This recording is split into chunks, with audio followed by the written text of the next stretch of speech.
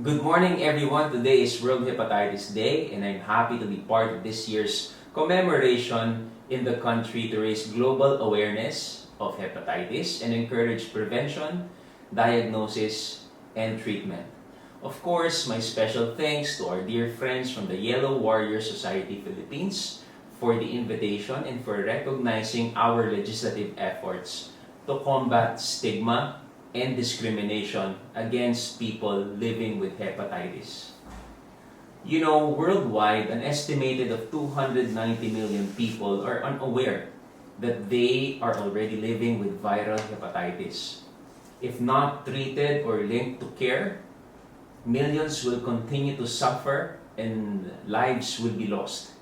According to recent data from the WHO, around 1 in 10 people have chronic hepatitis B, and 6 in 1,000 have chronic hepatitis C in the Philippines.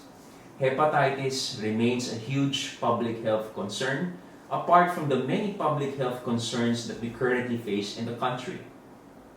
But due to the lack of awareness, many of those who have this viral disease may not even know they have it until it's too late.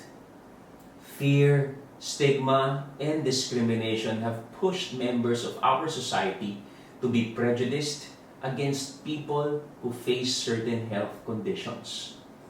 If only all of us have the necessary knowledge, awareness, and respect to treat persons living with viral hepatitis with dignity, I'm sure no one would be left behind. There are instances when individuals with positive blood tests are terminated or are not considered for employment even for jobs that have zero risk of disease transmission. This saddens me because we deprive people and their families who are completely capable of working their rights to employment and non-discrimination. Government efforts to provide better care and prevention and to end discrimination have been put in place. Hepatitis B vaccination has been part of the routine childhood immunization program since 1992. RA 10152, or the Mandatory Infants and Children Health Immunization Act of 2011, further highlighted the importance of the first dose of the hepatitis B vaccine given within 24 hours of birth to prevent mother-to-child transmission of infection. RA 10526, or the Liver Cancer and Viral Hepatitis Awareness and Prevention Month Act for January, was also enacted to remind us of our fight. The Department of Labor and Employment, Department Advisory Number 05 Series of 2010, also known as the Guidelines for the Implementation of a Workplace Policy and Program on Hepatitis B, was issued to protect the rights of workers with HBV and HCV.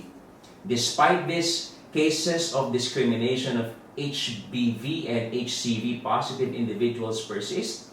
This situation highlights the need to revise our policy on hepatitis B and hepatitis C testing to ensure that the rights of all Filipinos to privacy and confidentiality when it comes to their health conditions are protected, and to improve access of persons living with HBV and HCV to quality health care. We see how our laws can greatly impact society's awareness and involvement in public health concerns. And so it is with this same vision that I filed House Bill 2428, or the Philippine Viral Hepatitis Policy Bill. Our bill seeks to normalize and institutionalize accessible and confidential hepatitis testing to strengthen better link to care and treatment services for people who have tested positive, and to prohibit discrimination against people living with viral hepatitis, especially in the workplace and other public services. I am with you in fighting for better care and prevention for viral hepatitis. Together, let us call on my fellow legislators to take action and raise awareness in defeating hepatitis in the Philippines.